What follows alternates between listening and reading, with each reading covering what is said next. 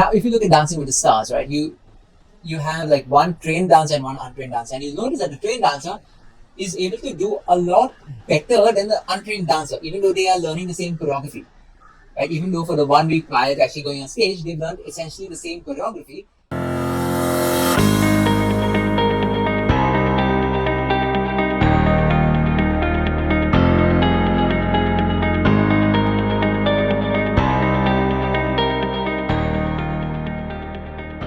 Hey guys, Alvito here from Al Social Dance, and today I'm going to talk to you about something that probably I'm going to say a lot of social dancers do not take very seriously, and that's injuries.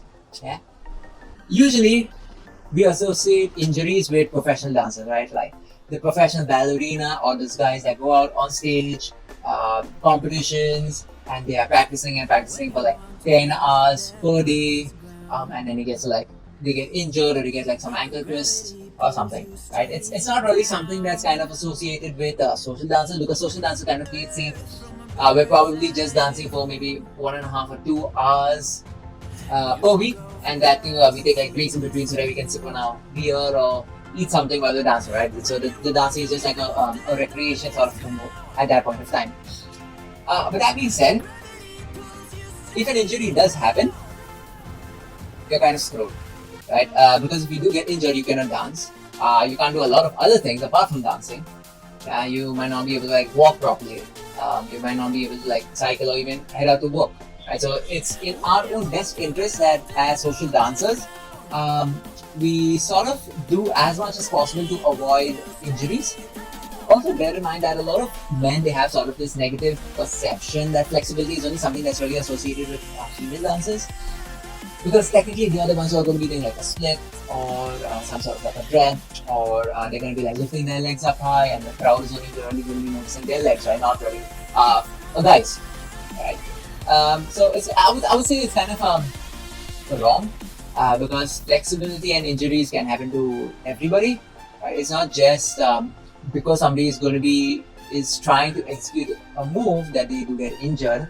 That being said, injuries happen on the social dance floor as well, for a number of other reasons. If not just because of dancing, it could happen because of something that has been done incorrectly during the dance, right? For example, a hammerlock. Right?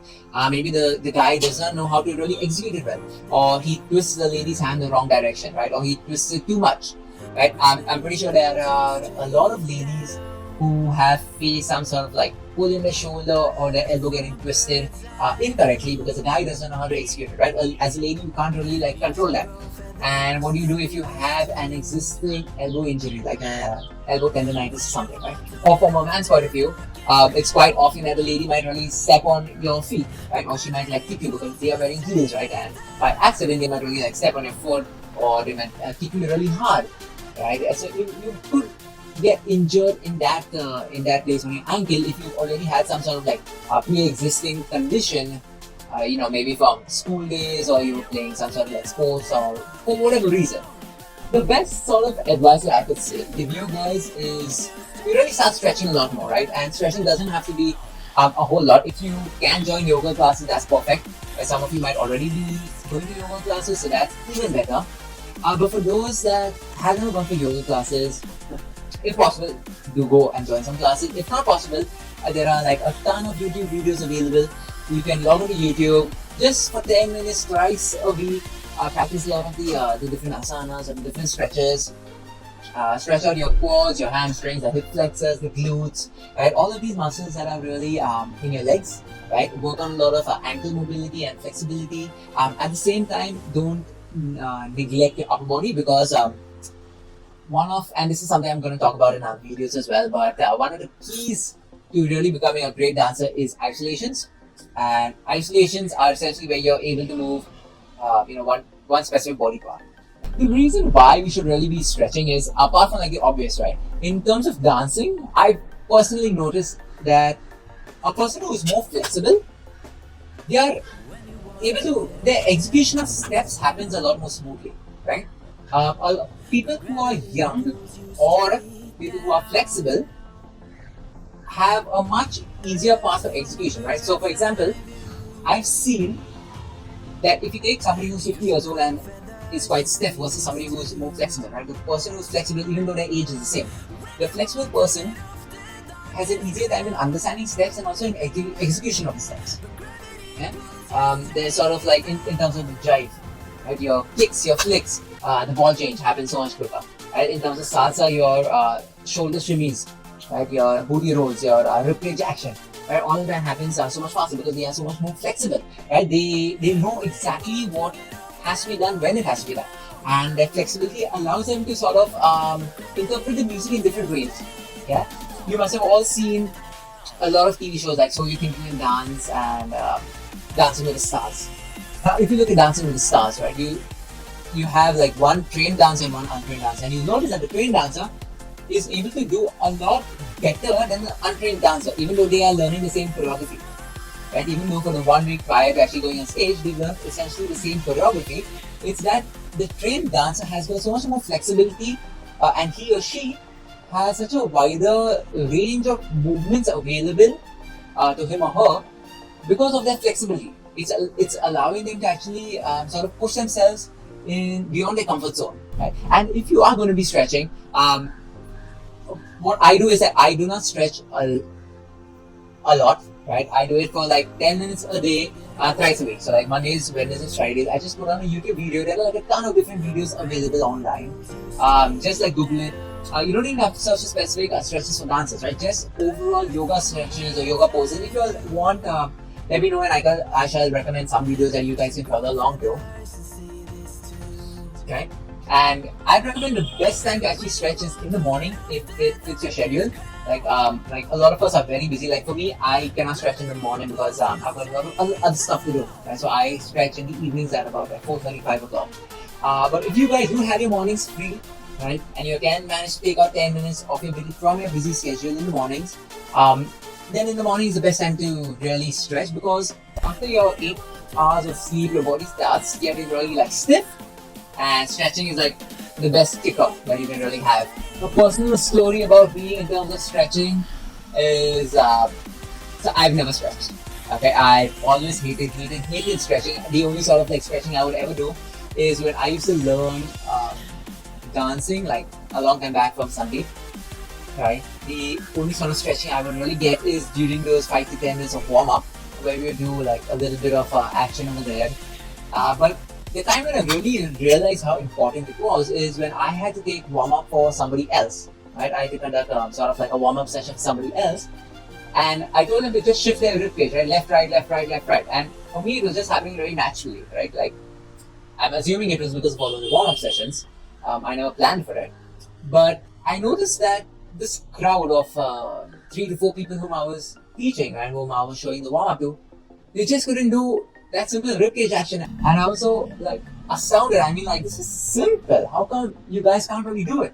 And then I started doing it, and then I saw through the mirror like what they were doing, and that's when it really clicked in my head that the only reason I'm actually able to execute this so well is because I've had practice of it earlier. Like even though I never thought that I was really stretching, the mere fact that I was just doing the motions, I was just going through the paces, just going through the motions, helped me around like 3 or 4 years later on when I was conducting this warm-up with these other guys. So then last year I made a resolution of actually becoming a lot more flexible, Yeah, and the coronavirus has actually been sort of a blessing in terms of that regard, because now I really get to stretch every day just from home. I plug on, like I said, some YouTube video and I'm stretching. Right, I've actually joined like yoga classes as well to help me improve my overall flexibility. We do a lot of other things, as you probably already imagine in yoga. You do a lot of like breathing exercises as well. But the one that I'm really fascinated and the ones that I really love are the stretches, right? Stretches for your hamstrings, your glutes, your quadriceps, your hip flexors, right? All of the tightness and getting rid of it. Also, foam roller. There is something called as a foam roller. If you guys do not know, it helps in a lot of tissue release. It releases a lot of tension and pain. And trust me, guys, if you're do use it, alright. Apart from a foam roller, if you do not have it, you can always use a lacrosse ball or a tennis ball. But guys, this pains, okay? Like seriously, using a tennis ball like really pains. And you can use it like on the bottom of your feet, on the soles of your feet. You can use it on your lower back, your L5, S1 of your spine. That's why I really use it. I use it a lot in the glutes and the glutes medius as well. But it pains, okay, like seriously, it really pains. And just one precaution, guys, is that even though you are doing like a lot of flexibility exercises, don't sort of use that as an excuse for performing a drop. Right? I have seen numerous times where a guy takes a girl for a drop and that she was not expecting, because obviously, right, it's not a choreography, the lady does not know when to expect it. But the guy sort of just expects that the lady should know how to execute it, and it's really a simple drop, but she should know how to like sort of execute it or how she feels on her body. And there have been a lot of ladies who have come up to me afterwards and they said that, oh, he never knew that I had so and so back problem, or he never knew that I had this particular condition. So guys, just because we're stretching, it's not really an excuse that we're very flexible to be able to take your partner for a drop. Right now, ideally, the more flexible you are, the better your drops will look from an audience point of view. But again, it's not an excuse, right? As a man, remember, you do not know what medical conditions your partner is bringing to the dance floor. So always play safe, stay on the safe side. Probably go for a drop on your 4th or 5th dance with that lady. Nothing before that. So guys, hope you really loved this video. Stay tuned, I'll be uploading a lot more tips and quick hacks. Ciao!